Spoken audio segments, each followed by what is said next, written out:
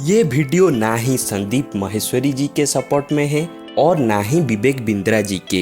ये वीडियो को पूरा देखने के बाद कौन सही और कौन गलत थे ये आप डिसाइड करना। कंट्रोवर्सी कहाँ से शुरू हुआ था ये तो आप सबको पता ही होगा। जिनको नहीं पता उनको ब्रीफली बता देता हूँ कि संदीप माहेश्वरी के चैनल पे एक वीडियो आया था जिसमें एक लड़का कह रहा था कि कुछ बिजनेस गुरु महंगे महंगे कोर्स बेच रहे हैं।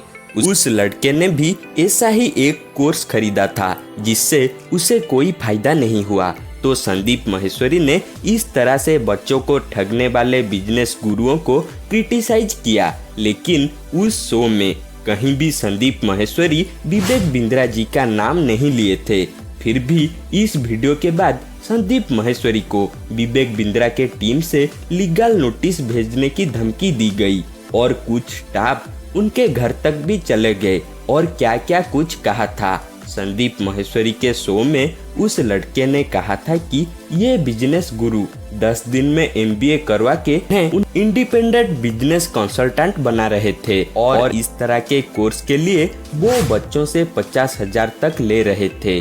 उस लड़के ने ये भी कहा कि ये कोर्स उसने लिया और उससे इसमें से कोई भी फायदा नहीं हुआ। जब उसने अपना पैसा वापस मांगा तो उसे कहा गया कि पैसा तो रिफंड नहीं होगा, अगर तुम यही कोर्स आगे कुछ लोगों को बेच दो तो तुम्हें कमीशन मिल सकता है। इस बात पर कुछ लोग नाराज हो गए क्योंकि वो पैसा देकर बिजनेस कंसल्टेंट बनने आए थे, ना कि किसी के कंपनी के सेल्स एजेंट। और इसी बात पर सारा विवाद है। कैसे कोई 10 दिन में MBA करवाकर किसी को बिजनेस कंसल्टेंट बना सकता है।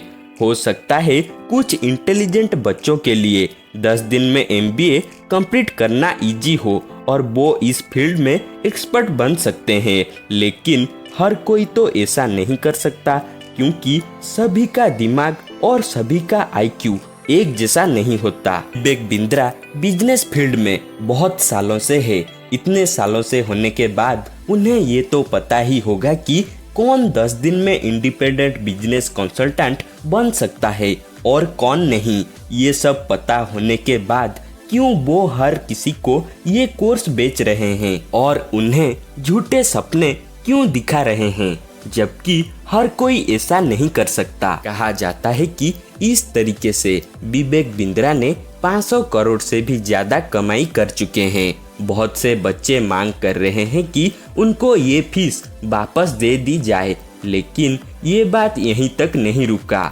विवेक बिंद्रा ने संदीप माहेश्वरी के ऊपर एक लीगल केस कर दिया जिसमें उनका कहना है कि संदीप माहेश्वरी उनकी इमेज और उनके बिजनेस को YouTube वीडियो के माध्यम से हार्म पहुंचा रहे हैं। कोर्ट का इस पे कहना है कि आप बिना किसी प्रूफ के किसी भी बिजनेसमैन के इमेज और उसके बिजनेस को डिफेम नहीं कर सकते। कोर्ट ने ये भी कहा है कि आर्टिकल 19 जो कि फ्रीडम ऑफ स्पीच को प्रमोट करता है, लेकिन डेफमेशन यानी मानहानि को एक्सक्लूड करता है। फ्रीडम ऑफ स्पीच के नाम पे आप किसी को मानहानि नहीं कर सकते।